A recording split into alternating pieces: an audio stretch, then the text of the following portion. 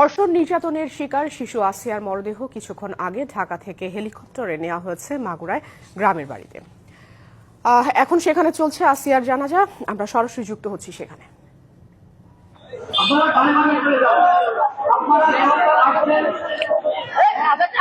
মাগুরাতে কিন্তু আসিয়ার যে মরদেহ, সেই মরদেহ আসে ঠিক 6টা 35 মিনিটে মাগুরা স্টেডিয়ামে, এবং এই স্টেডিয়ামে হেলিকপ্টার, সেনাবাহিনীর একটি হেলিকপ্টারে কিন্তু এই মরদেহটি আনা হয় এবং মরদেহটির সাথে কিন্তু আসিয়ার মা, বোন এবং আত্মীয় স্বজন থাকে। এবং সেই সাথে আমরা দেখেছি যে ঢাকা দক্ষিণের যুব দলের সদস্য সচিব রবি ইসলাম নয়ন তিনিও ছিলেন, সেই সাথে উপদেষ্টা পরিষদের সদস্যরাও ছিলেন।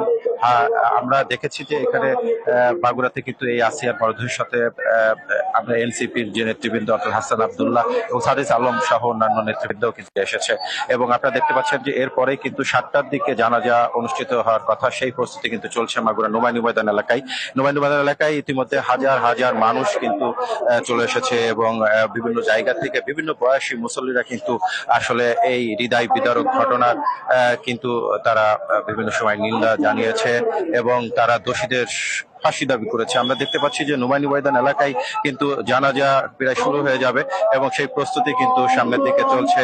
ইতিমধ্যে কিন্তু জানাজা আমরা দেখতে পাচ্ছি যে শুরু হয়ে গেছে। এখানে নোমাইনি ময়দান এলাকায় প্রায় 10,000-এর বেশি মানুষ কিন্তু এখানে আমরা দেখছি সমবেত হয়েছে এই শিশুটির জানাজায়। এবং ইতিমধ্যে আমরা দেখতে পেয়েছি যে সামনের পর্যায়ে অর্থাৎ যেখান থেকে জানাজা অনুষ্ঠিত হচ্ছে সেখান থেকেই কিন্তু ঢাকা থেকে আগত অতিথিরা রয়েছে, সেই সাথে মাগুরার বিভিন্ন পর্যায়ের কিন্তু ব্যক্তিরা কিন্তু ইতিমধ্যেই এই জানাজা এসেছে।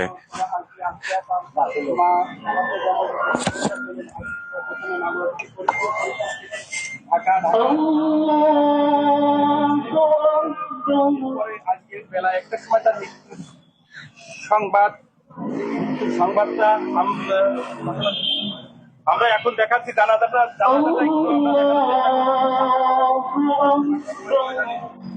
আপনারা সবাই দেখছেন যে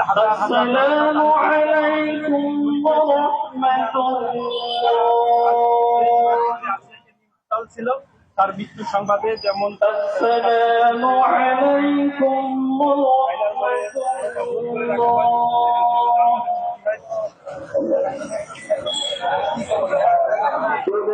ইতিমধ্যে কিন্তু জানাজা শেষ হয়ে গিয়েছে এবং এখনই আসিয়ার মরদেহটি কিন্তু নেওয়া হবে জারিয়া গ্রামে, অর্থাৎ শ্রীপুর উপজেলা জারিয়া গ্রামে এখনই তার মরদেহটি নেওয়া হবে বলে আমরা জানতে পেরেছি এবং সেইখানেই তাকে দাফন সম্পন্ন করা হবে পরিবার সূত্রে আমরা জানতে পেরেছি।